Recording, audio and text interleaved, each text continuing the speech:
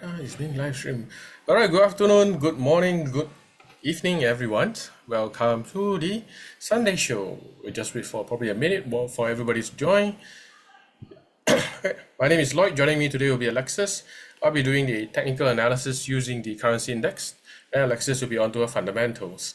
Yeah, I honestly, I suppose the fundamentals will be quite fun nowadays with a lot of.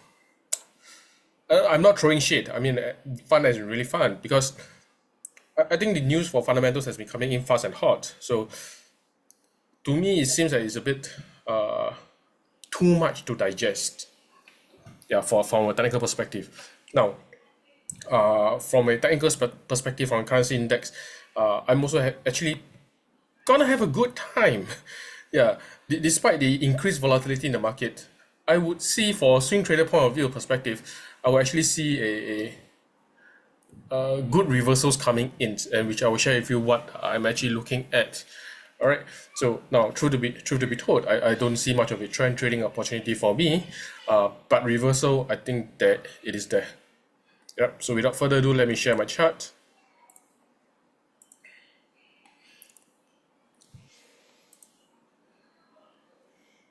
All right, as usual, we'll jump onto the currency index analysis. I will jump from what I think is the strongest and to the weakest. Now, this is my opinion. This is how I do my analysis, and I would say it's quite a simple way of doing analysis. I like to take trades when price is at a support or resistance level. Yeah, why? As a what some would say a dinosaur trader, taking trades at this level, either I get bomb out fast or it will deliver me my huge risk to reward, which I always like to see. So the first top of my list, which I think is the strongest at the moment, might be Kiwi. Now, my currency index analysis is always starting at the weekly chart. Yeah, I always look at a weekly chart. I trade a H4. So weekly chart, as they say, is a granddaddy chart. When things move there, the lower time frame would have easily given me 4-5R. Alright, so now why I think the Kiwi is the strongest, let's look at the currency index at this level currently at $56. See this really nice horizontal level that you're seeing. Price has rejected since last year, not last year, sorry, back in 2020, once, twice, and now we have actually a double rejection, which some would say is a double bottom this year, right, from January and now. It seems that price simply does not want to break here. Now, I don't really care whether it's a currency intervention or any sort of market play.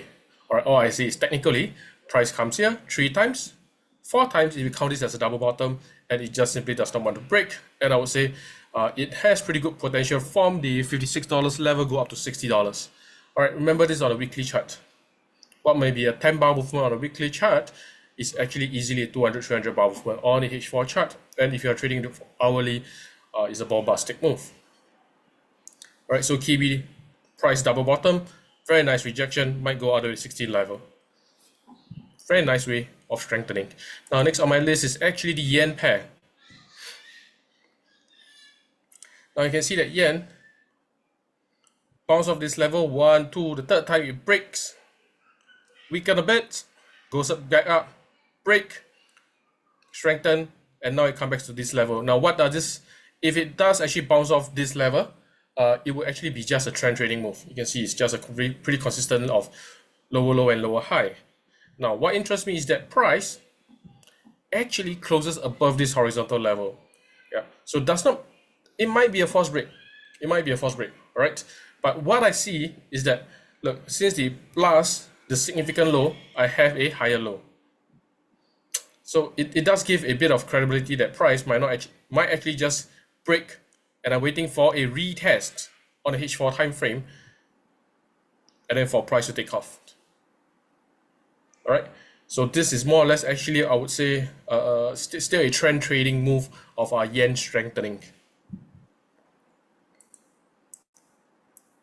Now, British pound on the currency index, really, for my style of trading, when I'm doing analysis for those huge move, I don't like to take trades in the middle of nowhere. Why? Be it a trending chart, be it a sideways chart, in the middle of nowhere, price has, I would say, a 50-50 chance of going up and down. A look, 50-50 actually applies to all charts, but the problem is that when it goes 50-50 up or down, I don't get my huge wins, and I don't like that. So anything in the middle of the chart, I'll just give it a miss.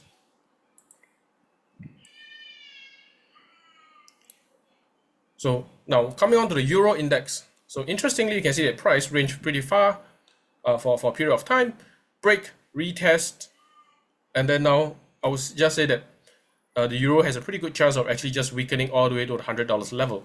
Yeah, so this is a chart whereby I won't say it's going nowhere, but good chance of actually just weakening because it just has a very recent break and retest. But strictly speaking, I would still say that this is actually in the middle of nowhere. Now the Canadian index, I guess if you're watching the news, Justin Trudeau has a pretty wild time with Donald Trump with all the 25% tariff threatening, and then they got it resolved within a phone call and such stuff like that.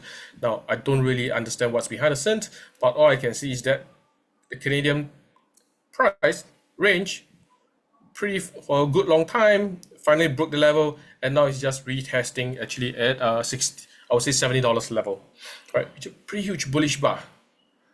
Every time I see a huge bullish bar in a really distinguished downtrend movement, it just tells me that people might just be taking profit, or for some other reason I don't know, and honestly speaking I don't care. But this is actually a very good retracement bar for me to trade. Now bear in mind this is a weekly chart on the H4. Any kind of rejection pairing with another pair, I'll be happy to go in on a short. Right, so $70, you can see that this is a very significant price level. Yeah, so this is a very good break. It's not even a recent break. It broke actually I think 2 months back, and now it finally came back and retest. Now Aussie index, wide range, broke, retest once, second time.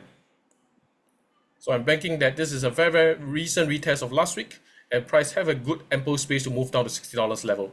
So now we are going on to the weakening already. All right. So top of my list is Kiwi. Now I'm just talking about price, or rather, which pair which I think might weaken significantly in the coming weeks. Now the dollar index, you can see that price on this point it actually ranges pretty much since back in 2022. Now it finally came back to test 110. Now I would say against USD SGD recently it hit 1.35, which is actually a pretty significant move. So it's pretty much a good time for it to actually weaken already. If you watch the news, now personally, well, my opinion is that Trump actually wants the currency to strengthen, but he has been telling people that he wants the USD to weaken due to export reasons. But then again, he's a two-headed snake, so I'm not really sure. But technically, what the chart shows me is that price comes to 110. This is a very long week of rejections, and he has actually rejected once 3 weeks back. So I'm going to position myself to short USD. I'm a technical trader. I'm going to trade what I see on the chart. Simple as that. What I think is actually not really relevant. What I see is more relevant. Now, last on my list, which is a Swiss index. Oh my god, on the weekly chart, you can see that really ugly wicks. Now it seems just that the Swiss currency just doesn't really want to strengthen. And all this ugly wick just points that there's at least the story telling me that sellers has just been positioning themselves to actually, really wanting the currency to go down. So, and like I mentioned way at the start, I don't really have much of a trending pair that I can bank on. But in terms of reversal, I think we got quite a few good pairs to actually look at. Yeah. So what I'm going to do now is I'm going to trade, as always, the strongest against the weakest. And top of my list is just trading the Kiwi against the Swiss. All right, so Kiwi is strengthening, Swiss is weakening. So let's have a look at Kiwi Swiss. Where's my Kiwi Swiss chart? There. So this is what I'm going to do. On the Kiwi chart, two things at play.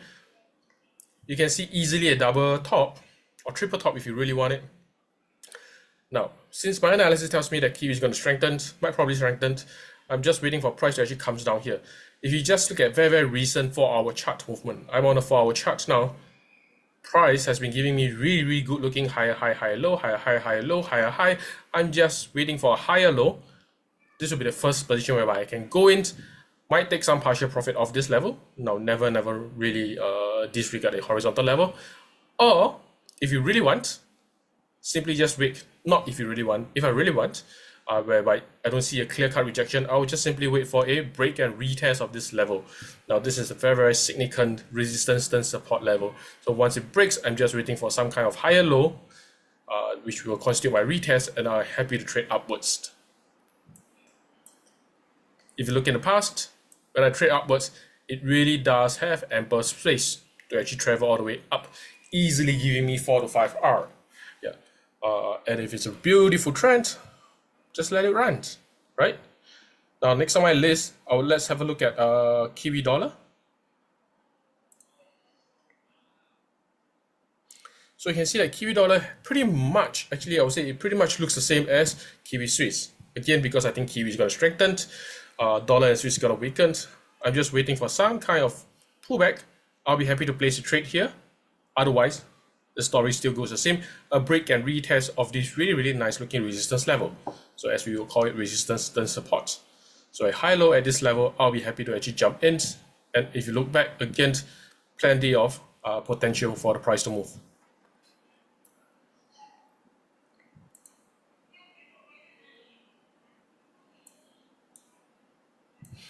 Now, Swiss yen is actually an interesting pair for me. Why? Now, Swiss, I would think is the weakest of the lot, just by my analysis. So let's have a revision. You can see that Swiss, I would think this is really where it is at. It should, okay, by what the chart tells me, it should weaken quite a fair bit. But I have to open up my eyes and says that, look, on the other hand, if I don't have a really strong bias, what Swiss has really done since back in July 23, is just in a wide range. So if I don't have a beautiful setup of me going short, price might just range in this scenario. So what happens with Swiss yen is that, first thing, if it retraces back, remember ultimately my bias is for Swiss to weaken. I'll be happy to take a lower high to short here. Otherwise, a break and retest at this position, which is a safer movement.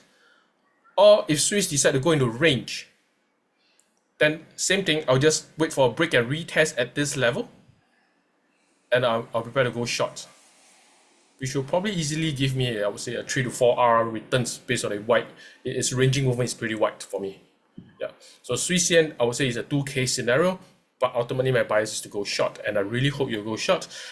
Then I'll have a larger take profit level.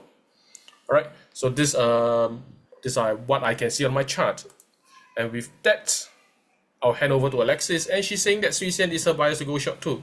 So the fundamental and technicals finally agree For the very for first one time. time.